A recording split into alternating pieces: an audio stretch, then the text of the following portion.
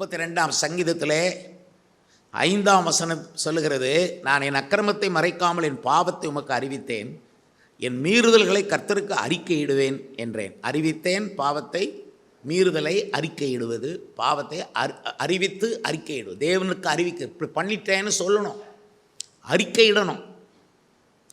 பாவத்தை மறைக்கக்கூடாது, ஒழிக்கக்கூடாது, அறிக்கையிடுவேன் என்றேன். பிறகு சொல்கிறாரு, தேவரீர் என் பாவத்தின் தோஷத்தை மன்னித்தீர் அப்படின்றான். இந்த பாவம் நிறைய தோஷங்களை கொண்டு வரும். இன்னைக்கு அதைத்தான் தியானிக்க போகிறோம். மேலும் இந்த தோஷங்கள் என்றால் என்ன என்கிறதையும் நாம் பார்க்க போகிறோம். வேதத்திலே தோஷம் என்ற வார்த்தை நிறைய இடங்களில் இல்லை, 1-2 இடங்களில் இருக்குது. அதில் யாத்ராகமம் 28வது அதிகாரத்தை நீங்கள் திருப்புங்க.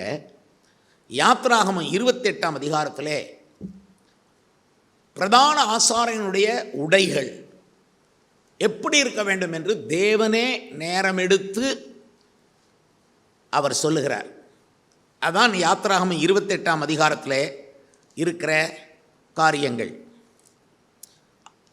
அவர் ஒரு ஆசாரியன் உடுத்துகிற உள்ளாடைகள் முதற்கொண்டு வெளியே அவன் உடுத்துகிற அங்கி, அதன் தோற்றம், அதனுடைய அமைப்பு, அதுக்கப்புறம் அவனுடைய தலை பாகை, அப்படி அந்த அங்கியினுடைய ஓரங்கள், இப்படி பல காரியங்களை தேவன் நேரம் எடுத்து பொறுப்பாய் சொல்லுகிறார். சிந்திக்க வேண்டியது தான். ஏன்னா தேவனுக்கு முன்பாக ஒருவன் போய் நின்று ஜனங்களுக்காக மன்றாட வேண்டுமானால், அல்லது தூபம் காட்ட வேண்டுமானால், அல்லது பலி செலுத்த வேண்டுமானால் அவன் எப்படியும் வரலாம் என்று இல்லை. அதுக்கேற்ற ஒரு முறைமையை தேவன் அங்கே உண்டாக்கினார். ஆண்டவர் இயேசு சிலுவையில் மரித்த போது இந்த பழைய முறைமைகள் மாற்றப்பட்டது. உதாரணமாக, தேவாலயத்தின் திரைச்சீலை அங்கே பெரிதாக இருக்கும், அதுக்கு அங்கிட்டு யாரும் போக முடியாது. இப்போ அங்கே இருக்குது, இதுக்கு அங்கிட்டு நீங்கள் வரலாம்.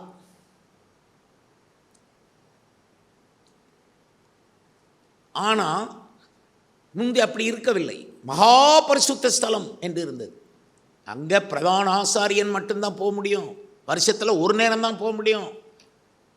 அப்படி அதை பாதுகாத்தாங்க. அங்கே உடன்படிக்கை பெட்டி இருந்தது, இப்படி ரெஸ்ட்ரிக்ஷன்ஸ். ஆனால் இயேசு கிறிஸ்து சிலுவையில் மரித்த போது அந்த உள்ளே போக தேவையில்லாமல் உள்ளே போகக்கூடாது என்பதற்கு பெரிய திரை போட்டிருந்தாங்க. அந்த திரை மேல் தொடங்கி கீழ் வரை 2ஆக கிழிந்தது. அப்படியானா என்ன அர்த்தம்? பழைய முறைமைகளில் இயேசு மாத்துறார். பழைய சடங்காச்சாரங்களெல்லாம் இயேசு மாத்துறார். அந்த பலி முறைகளெல்லாம் இயேசு மாற்றி போட்டார். ஆனால் அந்த பலி முறைகளுடைய அந்த சாராம்சம் மட்டும் உண்டு. ஆண்டவர் பலிகளை மாற்றினார் என்று நான் சொல்லும்போது பலிகளை அகற்றவில்லை. முன்பு 5 பலிகள் இருந்தது, இப்பொழுது இயேசு சிலுவையில் பலி ஆனபடியினாலே இனி பலி செலுத்த தேவையில்லை என்றுதான் அவர் குறிப்பிடுகிறார். பலி இல்லை என்றல்ல, 5 பலிகளை விட இயேசு பலியானார், அதை நீ ஏற்றுக்கொள் என்று அப்படி திருப்புகிறார்.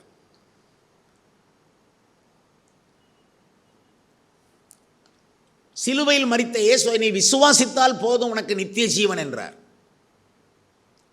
அதான் திரைச்சீலை மேல் தொடங்கி கீழ் வரை கழிந்து பிரமாணங்களும் முறைமைகளும் சட்டதிட்டங்களும் இந்த பழைய முறைகள் எல்லாம் மாற்றப்பட்டு புது முறைகள். புது முறைகளில் முதலாவது மனம் திரும்புங்கள், 2வது பாவ மன்னிப்பை பெற்றுக்கொள்ளுங்கள், 3வது ஞானஸ்நானத்தை பெற்றுக்கொள்ளுங்கள், 4வது பரிசுத்தாவின் வரத்தை பெற்றுக்கொள்ளுங்கள், 5வது மாறுபாடுள்ள சந்ததி விட்டு விலகி உங்களை காப்பாற்றுங்கள், உங்களை ரட்சித்துக் கொள்ளுங்கள். அதுக்கப்புறம் சபை கூடி வருதல், அப்புறம் அந்யோன்யத்தில் வாருங்க, சபை கூடி வருதல், அதுக்கப்புறம் அப்பம் பெட்குதல், திருவிருந்து, அதுக்கப்புறம் ஜெபம் பண்ணுவதில் உறுதியாய் தரித்திருங்கள், அதுக்கப்புறம் புறப்பட்டு போங்கள். நீங்கள் உலகம் முழுவதும் புறப்பட்டு போய் சுவிசேஷத்தை அறிவியுங்கள், சகல சிருஷ்டிகளுக்கும் சுவிசேஷத்தை அறிவியுங்கள். பிறகு அவர்களுக்கு ஞான ஸ்நானம் கொடுங்கள். அதுக்கப்புறம் என்னிடத்தில் என்னெல்லாம் நீங்கள் கற்றுக்கொண்டீர்களோ அது எல்லாவற்றையும் அவர்களுக்கு போதியுங்கள். இது ஒரு சர்க்கிள் மாதிரி, ஒரு சைக்கிள் மாதிரி அது சுற்றிக்கிட்டே இருக்கும்.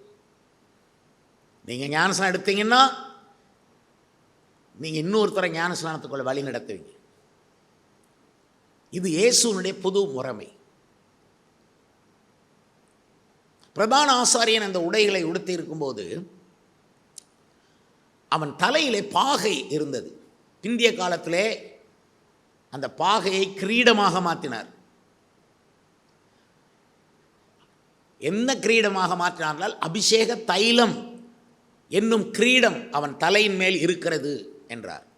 பாகையை கிரீடமாக மாற்றினார். அது சாதாரண கிரீடம் அல்ல, அபிஷேக தைலம். அந்த அபிஷேக தைலம் என்றால் என்ன? பரிசுத்தாய் பெறுகிறோம் நாம் எல்லாரும், அது அல்ல. நாம் பெறுகிற பரிசுத்தாவி அந்நிய பாஷையோடு, இது எல்லாருக்கும் உரியது. பரிசுத்தாவின் வரம் எல்லாரும் பெற்றுக்கொள்ள வேண்டும். ஆனால் அபிஷேக தைலம் அது ஆரோன் மேலே என்றால் ஊழிய அழைப்பு கிடைத்து ஒருவன் ஊழியத்திற்காக தன்னை அர்ப்பணித்து அந்த ஊழிய பாதையிலே அவன் இன்னொரு தேவ மனிதனுக்கு கீழாக இருந்து உடைக்கப்பட்டு, ஏன்னா ஒருத்தன் லேசில் உடைய மாட்டான், எந்த மனுஷனும் எளிதாக உடைக்கப்படுவதில்லை. இயேசு அப்பத்தை எடுத்து பிட்டு அதை அவர்களுக்கு கொடுத்தார். அது மாதிரி ஒரு ஊழியக்காரன் உடைப்பட வேண்டியவன். அவன் உடைக்கப்பட்டு அதுக்கப்புறம் உருவாக்கப்பட்டு அவனுடைய தன்மைகளை, அவனுடைய சுபாவங்களை ஒரு பாத்திரம் விட்டு மறு பாத்திரத்தில் வார்த்து, இப்படி பல பாத்திரங்களிலே வார்த்து வார்த்து வார்த்து ஜல்லடையினால் சலித்தரிக்கிறது போல அவனை சலித்தரித்து, பொன்னை புடமிடுவது போல அவனை புடமிட்டு, தேவனுடைய திருவுள்ளத்தை அறிய செய்து, அதன் பின்பு இயேசுவை விசுவாசிக்கிற விசுவாசிகளுடைய உள்ளத்தை அறிய பண்ணி, அவங்க என்ன ஆவியோடு இருக்கிறாங்க, விசுவாசிகள் என்ன இன்டென்ஷனோட தேவ சபைக்கு வர்றாங்க என்கிறதை அவங்க அறியக்கூடிய அளவுக்கு ஒரு வெளிப்பாட்டு இதயத்தை பெறுகிற வரை தேவன் பொறுமையோடு இருப்பார். ஒரு மனிதனை உருவாக்குவதில் தேவன் அவசரப்படுவதே இல்லை. நாம் அவசரப்பட்டால் நாம் உருவாக போறதில்லை. கர்த்தருக்கு காத்திருந்து வர வர பலப்பட்டு நாளுக்கு நாள் விருத்தி அடைந்து கொஞ்சம் கொஞ்சமாய் ஒரு கல்லூரியிலே ஒரு காலேஜில் ஒருவன் அல்லது ஒரு பள்ளிக்கூடத்தில் ஒருவன் கொஞ்சம் கொஞ்சமாய் கற்று அவன் விருத்தி அடைந்து பின்பு பட்டம் பெறுகிறது போல ஊழியக்காரர்கள் அப்படி உருவாக்கப்படுவார்கள். அதே போல ஊழியக்காரர்களை எதற்காக அப்படி புடமிட்டு காயப்படுத்தி காயங்கட்டி இப்படிலாம் ஏன் வைக்கிறார் என்றால், இந்த ஊழியக்காரர்கள் தான் விசுவாசிகளுக்கு முன்மாதிரியானவர்கள். இவர்களை பார்த்துத்தான் அவர்களுக்கு வரக்கூடிய காயங்களை அவர்கள் தாங்கிக் கொள்ள வேண்டும், சோதனைகளை சகித்து கொள்ள வேண்டும். அவர்களுக்கு அந்த ஊழியக்காரர்களை பார்த்துத்தான் அந்த மனம் கற்றுக்கொள்ள வேண்டும்.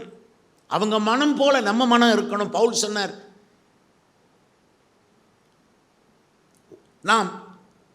நானும் தீமோத்தேயும் ஒரே அடிச்சுவடுகளில் ஒரே ஆவி உள்ளவர்களாக நடக்கிறோம் என்றான்.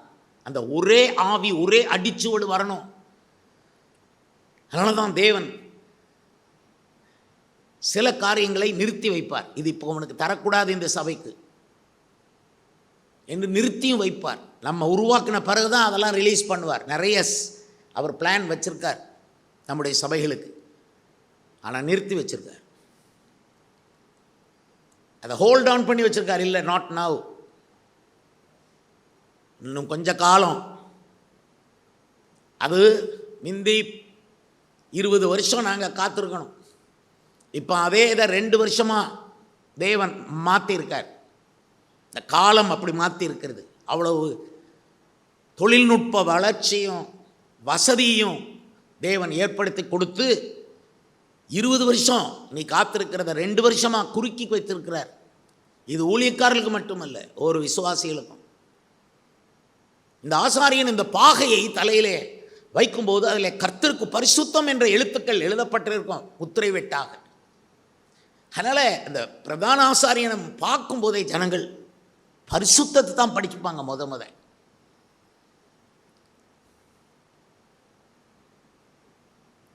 அந்த பாகையை அவன் கழட்டக்கூடாது, அதை எப்போவும் வச்சிருக்கணும். எதுக்கு வச்சிருக்கணும்? ஒய்? ஏன் அந்த பாகை ஆரோனுடைய சிரசின் மேல் இருந்தது? இப்போ முதல் பிரதான ஆசாரியன் ஆரோன், கடைசி பிரதான ஆசாரியன் கர்த்தராகிய இயேசு கிறிஸ்து. முதல் பிரதான ஆசாரியனாகிய ஆரோனுக்கு கர்த்தருக்கு பரிசுத்தம் என்று எழுதப்பட்ட அலங்காரமான பாகை. ஆனால் கடைசி பிரதான ஆசாரியனாகிய இயேசுவுக்கு முள்ளினாலான ஒரு கிரீடம். அப்போ ஆரோனை விட பல கோடிக்கணக்கான மடங்கு அதிகமான பொறுப்புகளை இயேசு தன்னின் மேல் வாங்கி கொண்டார். ஒவ்வொருவருடைய பாவத்தையும் தன்மேல் வாங்கி கொண்டார்.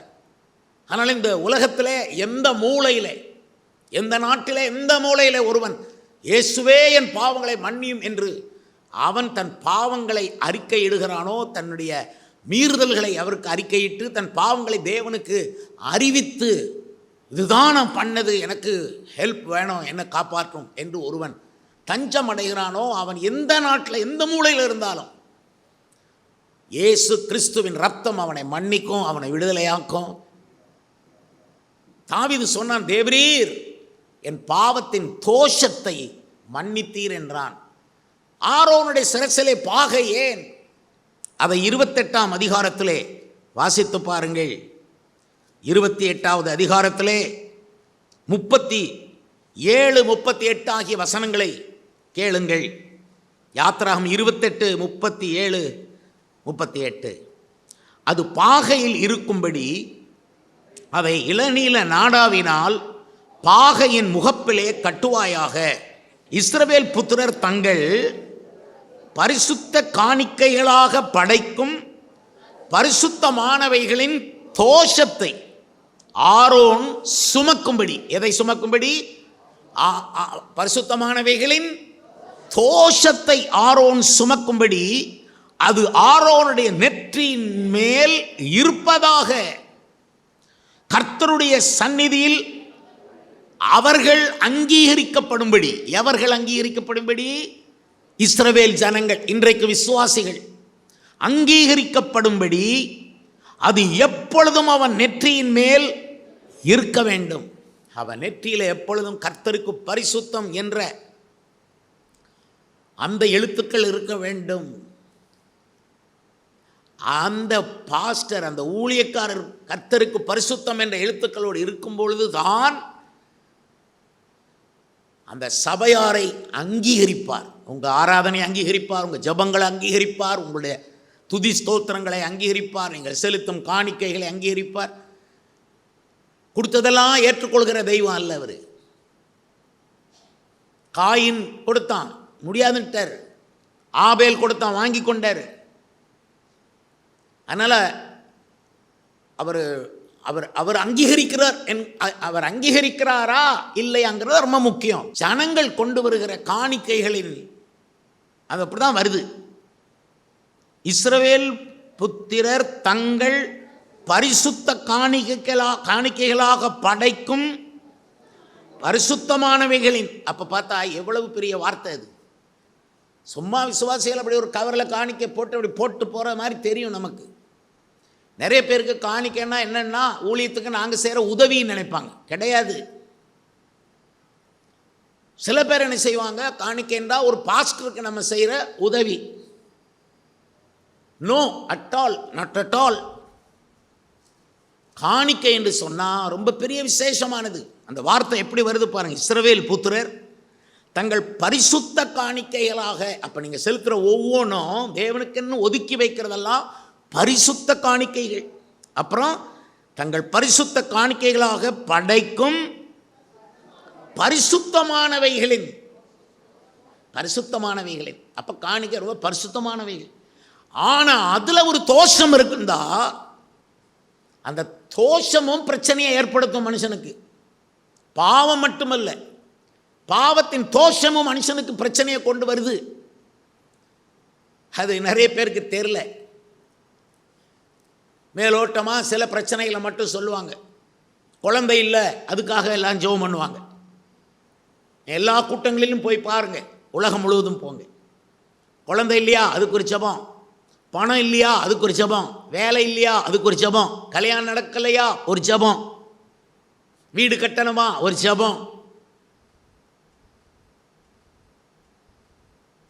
பெரும்பாலும் இதோட நிறுத்திக்கிறாங்க. பரிசுத்தாவியானவர் சமுத்திரம் மாதிரி, அதுக்குள்ளே இருக்கிற ஆசீர்வாதங்களுக்கு அளவே இல்லை. அதை எடுக்கணும், அதை கற்றுக் கொடுக்கணும் மக்களுக்கு.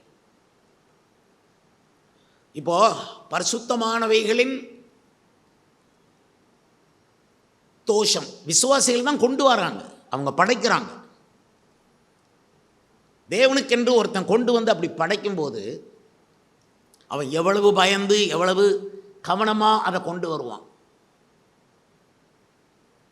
பிச்சைக்காரனுக்கு போடுற மாதிரி போட மாட்டான், அதை ரொம்ப கவனமாக கொண்டு வருவான். அதுக்கு அவங்க அப்படி கவனமாக கொண்டு வரும்படி பாஸ்டர் மாதிரி விசுவாசிகளை பழக்கணும். காணிக்கைகளை கண்ட இடத்துலையும் வச்சு கொடுக்கக்கூடாது. பலிப்பீடத்தில் கொண்டு தான் காணிக்கையை வைக்கணும். சில நேரம் உங்கள் வீடுகளில் வரும்போது கையில் பாஸ்டர்னு கொடுக்குறீங்க, அது ரொம்ப சரி, ஓகே. அது எங்களுக்கு love offering, that is called love offering, அன்பின் காணிக்கை. அது நாங்கள் ஊழியத்தில் போடுவோம், போடாமல் இருப்போம், எங்கள் சொந்த தேவைக்கு எடுத்துக்கிறோம். நான்லாம் அப்படி தான் செய்வேன். லவ் ஆஃபரிங் மட்டும்தான் எனக்குன்னு எடுப்பேன். ஆனால் பலிபீடத்தில் வந்து செலுத்துகிற காணிக்கையை நான் எனக்கு எடுக்க மாட்டேன். தொன்று தொட்டு எடுக்கக்கூடாதுன்னு நான் சொல்லலை, நான் எடுக்க மாட்டேன். அதை கொண்டு வர்றதுக்கு மக்கள் 8 மணி நேரம் உழைக்கிறாங்க. அவங்க அந்த அந்த காணிக்கைக்கு பின்னால் இருக்கிறத பாருங்கள். 8 மணி நேரம் உழைப்பு, குடும்பத்தினுடைய அனுமதி. ஒரு மனைவி கேட்குது கணவனை பார்த்து, நான் காணிக்கை கொடுக்கணும், அனுமதி கொடுங்க. அவர் மாட்டேன் என்பார். அவரை சமாளித்து கொடுக்க அனுமதியை வாங்கி கொண்டு வருது. இடையில் 25 புது புது செலவுகள் அவங்களுக்கு வந்து நிற்கும். அப்போது கேள்வி உள்ள வரும், இதை கொண்டு போய் தேவனுக்கு படைக்கவா அல்லது நமக்கு ஒரு தேவை இருக்குது அதில் செலவழிக்கவான்னு வரும்.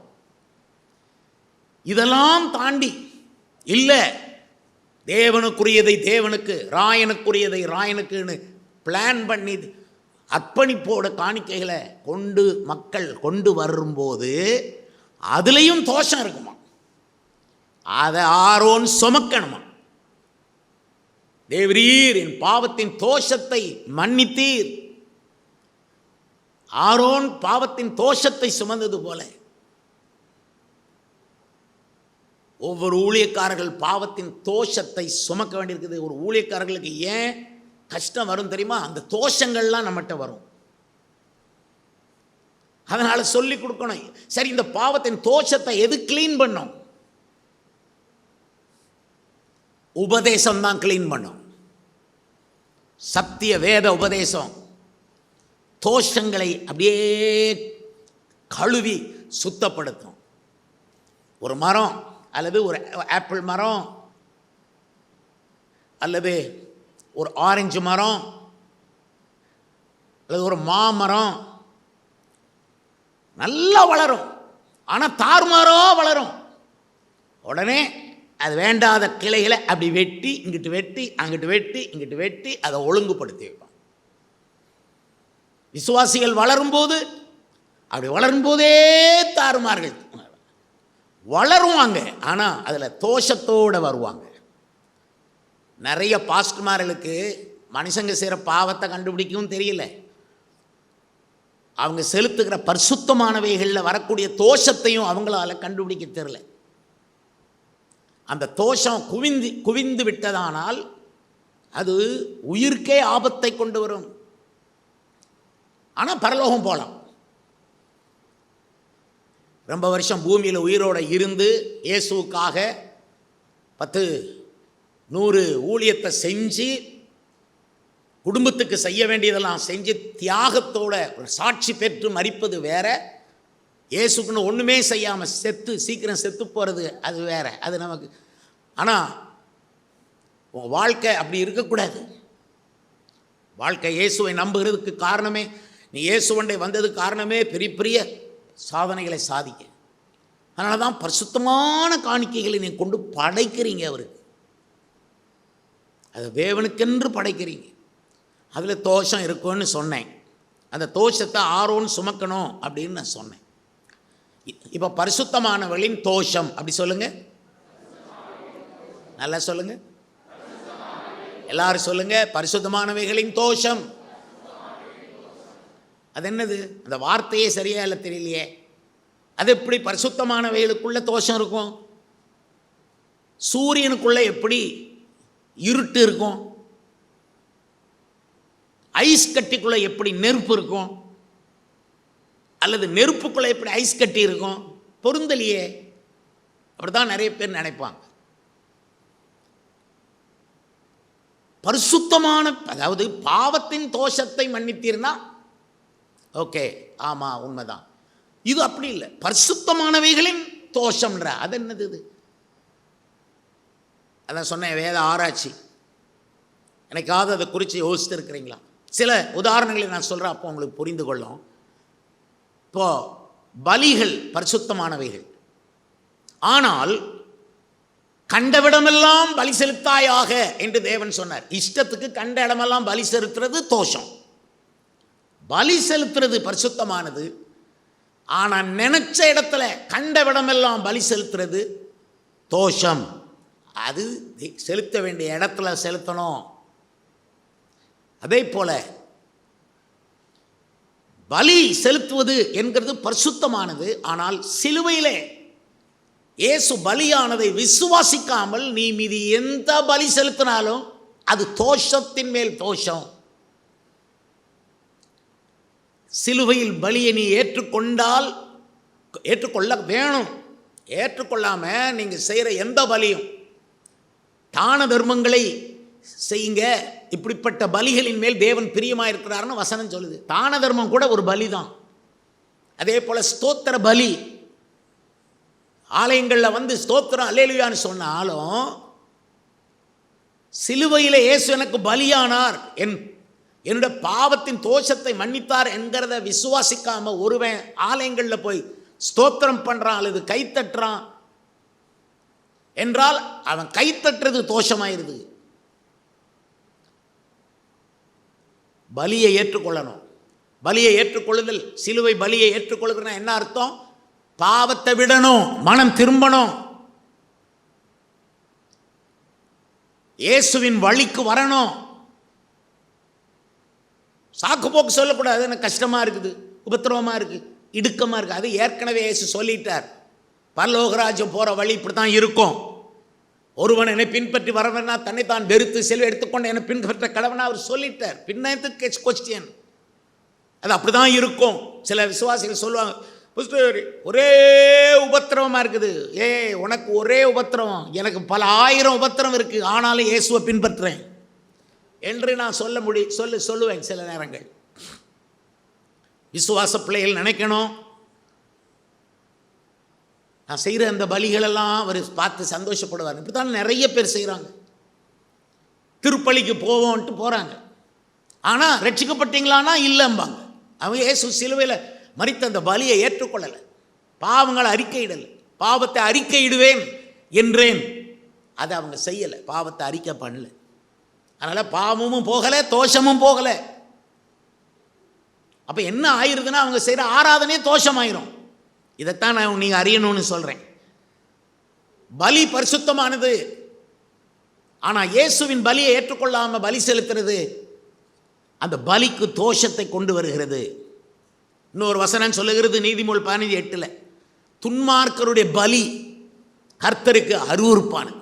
எப்படி சொல்லுது சொல்லுங்க? துன்மார்க்கரின் பலி கர்த்தருக்கு, பலி பரிசுத்தமானது, ஆனால் ஒரு துன்மார்க்கன் இந்த பலியை செலுத்தினா அந்த பலி தோஷமுள்ள பலியாக மாறுது. அதனால் துன்மார்க்கருடைய பலியை ஏற்றுக்கொள்ள மாட்டார். பரிசுத்த பிள்ளைங்க, ரட்சிக்கப்பட்ட பிள்ளைங்க பலி செலுத்தணும். அதுவும் கண்டவிடமெல்லாம் பலி செலுத்தக்கூடாது. அதெல்லாம் ஒரு ஒழுங்கு வச்சிருக்கார். ஒழுங்குக்கு மீறி, உபதேச ஒழுங்குக்கு மாறாக போகிற எல்லாமே தோஷம். அந்த தோஷம் உன்னுடைய வாழ்க்கையை சிதைக்கும். நீ அடைய வேண்டிய உச்சத்தை நீ அடைய முடியாது. அந்த தோஷங்கள் உன்னோடு போகாது. உன் பிள்ளைகள் அதிலே பழகி பிந்திய காலத்தில் அவர்கள் தோஷத்திலிருந்து பாவத்துக்கு வருவார்கள். நமக்கு பாவத்திலிருந்து சின்ன சின்ன தோஷங்களை குறித்து படிக்கிறோம். ஆனால் நீ உண்மையா இல்லை என்றால் உன் பிள்ளைகள் தோஷங்களிலே முதலாவது சிக்கி அந்த படிகளில் ஏறி பாவம் என்கிற கொடிய படுகொலிக்குள்ளே விழுவார்கள்.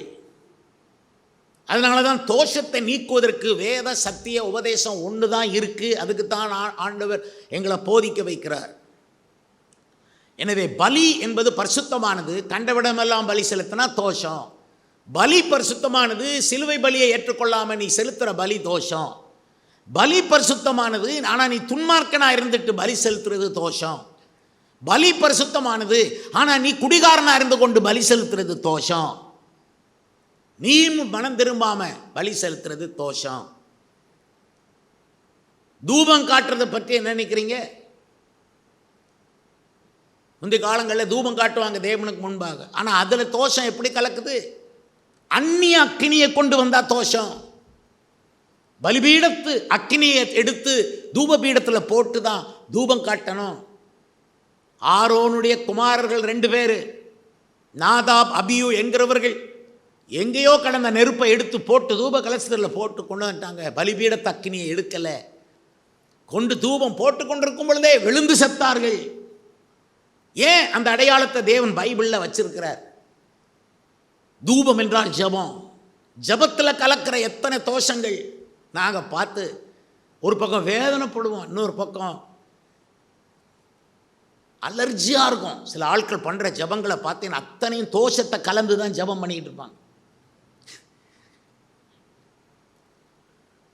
ஒரு வசனம் சொல்லுகிறது, வேத வசனத்தை கேளாதபடி தன் செவியை விளக்கறனுடைய ஜபமும் அருவருப்பானதுன்ட்டார். அப்போ சில தூபம் போட்டே இருப்பாங்க, வேதத்தை கேட்க மாட்டாங்க.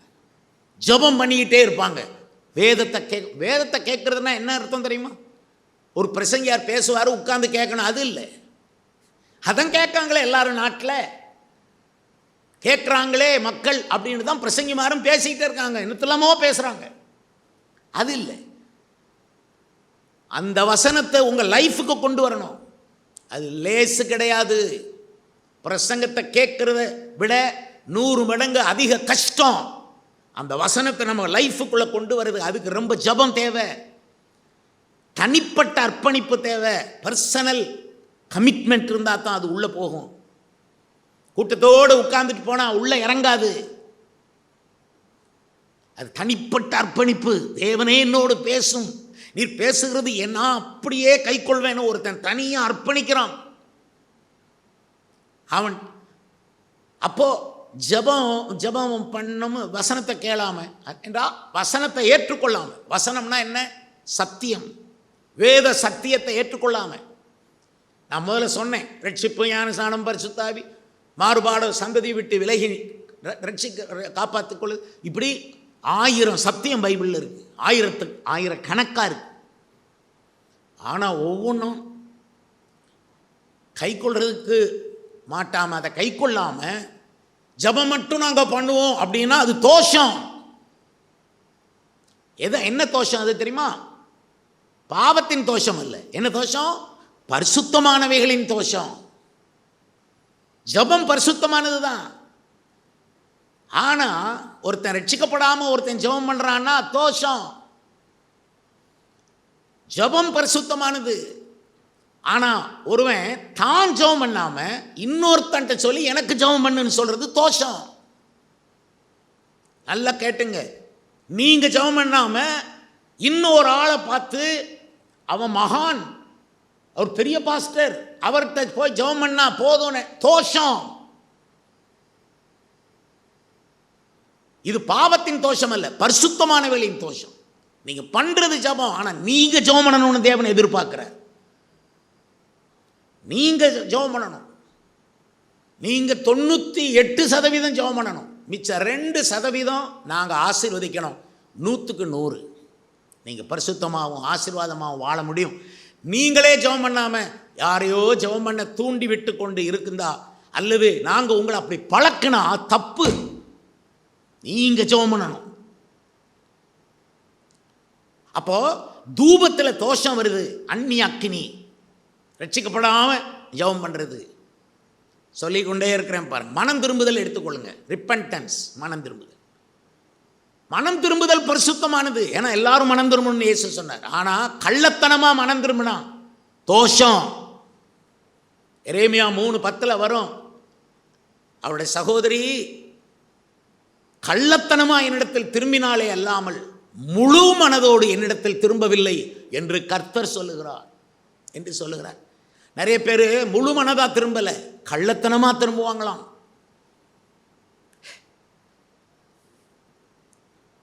அப்போ அந்த மனம் திரும்புதல்ல கள்ளத்தனம் செய்யறது பாருங்க, அது தோஷம். மனம் திரும்புதல் பரிசுத்தமானது. ஆனா தற்காலிகமா மனம் திரும்புறாங்க பாருங்க, அது தோஷம். ஒருத்தர் வியாதிப்பட்டிருக்கிறாரு, அந்த வியாதி நீங்கணுங்கிறதுக்காக அந்த நேரத்தில் அவர் மனம் திரும்புவார். உடனே சுகம் கிடைக்கும், வந்துடுவார். அதுக்கப்புறம் கர்த்தரை தேட மாட்டார், அது தோஷமாயிருது. மனம் திரும்பினா முழு இருதயத்தோடு மனம் திரும்பணும். இப்ப மனம் திரும்புறது தான் என்று சொல்லி ஒரே நாள் மனம் திரும்பி அதுக்கப்புறம் பின்னிட்டு பார்க்கவே கூடாது. அது உண்மையான மனம் திரும்புதல். செகேயு மாதிரி உள்ள மனம் திரும்புதல். அவர் எல்லாத்தையும் நான் இழந்துடுறேன், வேண்டாம், எனக்கு ரட்சிப்பு போதும்னார். உண்மையான மனம் திரும்புதல். ஆனால் இந்த காலத்தில் உள்ள மனம் திரும்புதல் எல்லாம் வேலை கிடைக்கிறதுக்காக கொஞ்சம் பேர் மனம் திரும்புவாங்க. வேலை கிடைச்ச பிறகு திமிர அலைவாங்க. குழந்தை கிடைக்காம கண்ணீர் விட்டு மனம் திரும்புவாங்க. சகோதரியே நீ மனம் திரும்பு, அப்பொழுது உனக்கு குழந்தை கிடைக்கும்னு நாங்கள் இங்கிருந்து சொன்ன உடனே அந்த டைமுக்கு ஆண்டவரே மன்னியும் மன்னியும், ஏன்னா குழந்தை வேணும். கள்ளத்தனமாய் மனம் திரும்பினாலே, முழு இருதயத்தோடு என்னிடத்தில் மனம் திரும்பவில்லையே. மனம் திரும்புதலிலே இருக்கும் தோஷத்தை உங்களுக்கு நான் சொன்னேன். பார்வோன் மனம் திரும்பினான், மன்னிப்பும் கேட்டான். ஆனால் அது உண்மையா? கொஞ்ச நேரத்தில் தன் இருதயத்தை கடினப்படுத்தினான். ஒரு வாதை வரும், தவளைகளா வரும், உடனே மோசே எனக்கு ஜெபம் பண்ணு, என் நாட்டுக்காக ஜெபம் பண்ணு, இதை தவளைகளெல்லாம் அகற்றும்படி ஜெபம் பண்ணுப்பா. இனிமே நான் செஞ்சது பாவம் தான், நான் இனிமே செய்ய மாட்டேன், கவனம். உடனே தேவனுக்கு முன்பாக நின்ற மோசே தவளைகளெல்லாம் அழியும்படி செய்வான். தவளையெல்லாம் செத்துகள், அதை நாரி போயிடும். பிறகு அதை அள்ளி க்ளீன் பண்ணுறதுக்கு கொஞ்ச நாள் ஆகும். அதுக்கப்புறம் சானிடைசர்லாம் புஸ் புஸ்ன்னு அடித்து அதை க்ளீன் பண்ணுறது. அதுக்குள்ளே பார்வோன் மறுபடியும் இருதயத்தை கடினப்படுத்தும். அப்போ அந்த சந்தர்ப்பத்துக்கு மனம் திரும்புறது தோஷம். சில பேர் கல்யாணத்துக்குன்னு மனம் திரும்ப வருவாங்க சபைக்கு. பசங்க உங்கள் சபையில் நல்ல பொண்ணு இருக்குது, நான் மனம் திரும்பிட்டேன், நான் இனிமேல் ஏசுதான்பான். கல்யாணம் கட்டின அப்புறம் ஆளை காணோம். இந்த சபையில் இல்லை, ஆனால் நான் அறிஞ்சிருக்கேன். நம்ம சபைகளில் ஆரம்ப காலத்தில் நடந்ததை சொல்கிறேன் உங்களுக்கு. இனிமே உயிரே போனாலும் இந்த சபை தான் வருவாங்க. பொண்ணை கல்யாணம் கட்டிட்டு போன கையோட திரும்ப பாஸ்கிட்ட வந்து திரும்ப முழங்கால் போட்டு பொண்ணு மாப்பிள்ளையும் ஜெபிக்கணுமேன்னு கூட தெரியாமல் போயிடுவாங்க. அது இருந்த இடமும் இனி அதை அறியாது. உங்களுக்கு சொல்கிறேன், உங்களுக்கு என்னைக்காவது கல்யாணம் ஆனவங்களுக்கு வேண்டாம், கல்யாணம் ஆகாதவங்களுக்கு சொல்கிறேன். கல்யாணம் ஆயிட்டு கல்யாணம் ஆணைக்கு அதுக்கு அடுத்த நாள் முதலாவது எங்கே போகணும்? மாமனார் வீட்டுக்கு போகணும், கணவர் வீட்டுக்கு போகணும்ட்டு தெரியாமல் முதலாவது இல்லை எங்கள் பாஸ்டரை நாங்கள் பார்த்து ஜெபம் பண்ணிட்டு தான் வர முடியும்னு எப்போ பேசணும்? கல்யாணம் முடிஞ்ச பிறகு பேசினா செல்லாது. நீங்கள் பேச முடியாது, முன்னையே பேசி எழுதி வாங்கி வச்சுக்கணும். இல்லைன்னா கல்யாணம் முடிஞ்ச உடனே பாஸ்டரா அதெல்லாம் நமக்கு தேவையில்லை, வா கிளம்பு, சட்டி பொட்டியை தூக்கு, பண்ட பாத்திரங்களை தூக்கு, சாரிகளெல்லாம் எடுத்து அடுக்கி கொண்டு போ, வீட்டில் இருக்கிற அம்மா சாரியும் தூக்கி எடுத்து சேர்த்து வச்சு கொண்டு போ. அதுக்கப்புறம் பாஸ்டரை பார்க்கணுமே, நம்மளை வளர்த்த தாய் மாதிரி தந்தை மாதிரி அல்லவா பாஸ்டர்.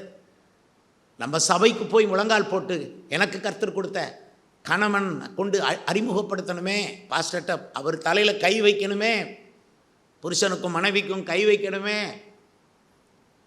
அதெல்லாம் நிறைய பேருக்கு தெரியாது. இப்போ பாருங்கள், நம்ம சபையில் கல்யாணம் நடந்தால் கூட, நிறைய கல்யாணம் நடக்கு ஆயிரக்கணக்கில், நம்ம சபையில் கல்யாணம் நடந்தால் கூட நான் எதிர்பார்ப்பேன் 2 நாள் கழித்து பொண்ணு மாப்பிள்ளை என்கிட்ட வந்து முழங்கால் போடணும். அந்த நேரம் நாங்கள் கொடுக்குற 2 உபதேசமும் அவங்க மேலே ஜெபிக்கிற ஜபமும் அவங்கள ஆயுள் காலத்துக்கு காக்கும். கல்யாண அவசரத்திலேயே ஜபம் பண்ணுறதெல்லாம் தோஷம் கலந்துருக்கும். கல்யாண மண்டபத்தில் வந்து ஜெபம் பண்ணுங்க பாஸ்டர். கல்யாண மண்டபத்தில் அங்கே ஒருத்தன் நடந்துக்கிட்டு இருப்பான், இங்கே ஒருத்தன் இங்கே அலைஞ்சிக்கிட்டு இருப்பான், ஒருத்தன் பிப்பி அங்கே மேளங்கள் அடிக்கும், அது நடுவில் பாஸ்டர் ஜபிக்கணுமா. அங்கே ஒரு பாவப்பட்ட பாஸ்டர் நல்ல வேலைக்காய் ஆசீர்வதியும்னா அவன் பாவம், அந்த பாஸ்டர் கத்த அவன் உட்காந்து பேசிக்கிட்டு இருக்கும். அத்தனையும் தோஷம். நான்லாம் அப்படிலாம் விரும்பவே மாட்டேன். இங்கே வா, தனியாக வாயில் வா, முழங்கால் போடு.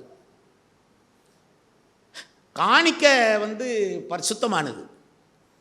ஆனால் கல்யாணம் முடிஞ்ச உடனே எல்லார் மத்தியில் கொண்டு கவரணிட்டு இருந்தால் என்னமோ இதுக்குத்தான் நாங்கள் கல்யாணமே நடத்தின மாதிரி எல்லாருக்கும் காட்டுறது தோஷம். இது காணிக்கை பரிசுத்தமானது. அதிலே வரக்கூடிய தோஷத்தை சொன்னேன். கொடுக்க வேண்டிய முறைப்படி கொடுக்கணும். கர்த்தருக்கு ஸ்தோத்திரம். அவசரம் ஒன்றும் இல்லை. கல்யாணம் நடந்து 3 நாள் கழித்து கூட நீங்கள் காணிக்க கொடுக்கலாம். சில பேர் என்கிட்ட இப்படி செஞ்சாங்கப்பா, எனக்கு பதறுது, இது வேறு இது ஐயா கவர் இல்லை, இந்தா கல்யாணம் எல்லாம் முடிஞ்சிருக்கு, பல லட்சம் செலவழித்து கல்யாணம் நடத்தியிருக்காங்க, இப்போது காணிக்க கொடுக்க கவர் இல்லையா. எல்லாரும் மத்தியில் சொந்தக்கார குப்புசாமி, குறும்பூர் குப்புசாமி, மேலூர் மாடசாமி, இவங்க எல்லாரையும் வச்சு அனிமாங்க. போயா, பரிசுத்தமான காணிக்கையில் நீ தோஷத்தை உண்டாக்கி இருக்கிற. இந்த தோஷமெல்லாம் ஒன்றா சேர்ந்தா என்ன ஆகும்? அது உன் பிள்ளைகளுக்கு போகும். பிள்ளைகள் தோஷத்தை தான் முதலாவது படிப்பாங்க. தோஷத்தில் இருந்து பிந்தி அவங்க பாவத்துக்குள்ள நுழைவாங்க. தேவரீர் என் பாவத்தின் தோஷத்தை மன்னித்தீர்.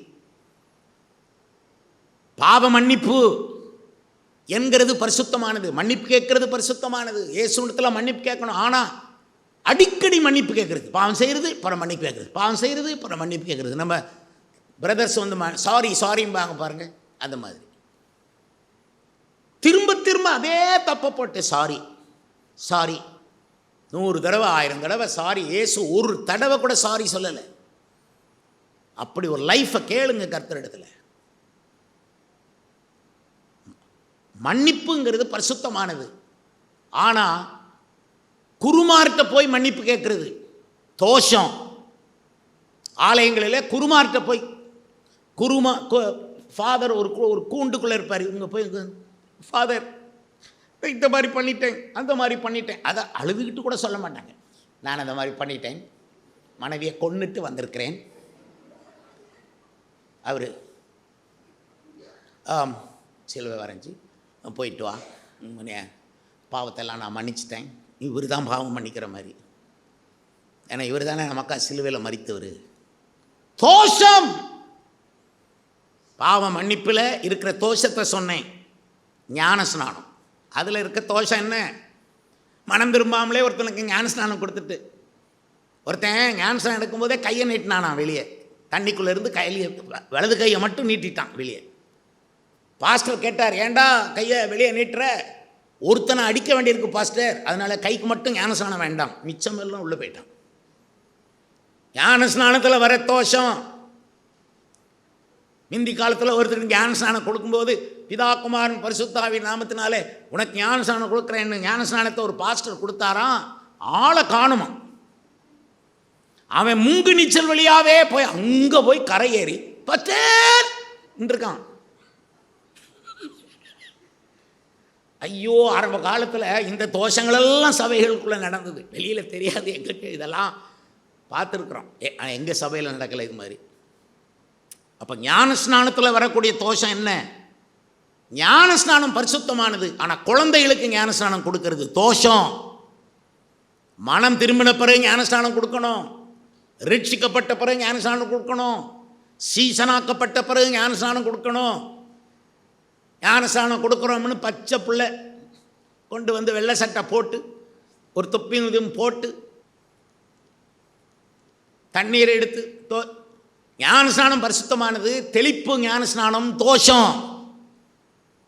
ஏசு தண்ணிக்குள்ளே இறங்க அவசியம் என்ன இருக்கு? இறங்கிட்டார் ஒரு தண்ணிக்குள்ள. கந்தாகை மந்திரி அவ்வளோ தூரம் பிரயாணம் போகிறான் வனாந்திரத்தில் எத்தியோப்பியாவுக்கு. ஒரு கூஜாவில் தண்ணி வச்சிருக்க மாட்டான் குடிக்கிறதுக்கு, ஒரு ஃப்ளாஸ்கில். தெளிப்பு ஞான ஸ்நானம்னா கொஞ்சம் தண்ணியை கொடு, தெளித்து ஞான ஸ்நானம் கொடுங்கன்னு ஒரு ரதத்துக்குள்ளேயே சொல்லியிருக்கலாம். சொன்னான் தண்ணீர் மிகுதியாக இருக்கிறது, நான் ஞான ஸ்நானம் பெற தடை என்ன? அப்போ ஞான ஸ்நானம் பரிசுத்தமானது, தெளிப்பு ஞான ஸ்நானம் தோஷம், குழந்தை ஞான ஸ்நானம் தோஷம், மனம் திரும்பாமல் ஞான ஸ்நானம் எடுத்த தோஷம். இன்னொருத்தர் வந்தார் என்கிட்ட, வந்தார்.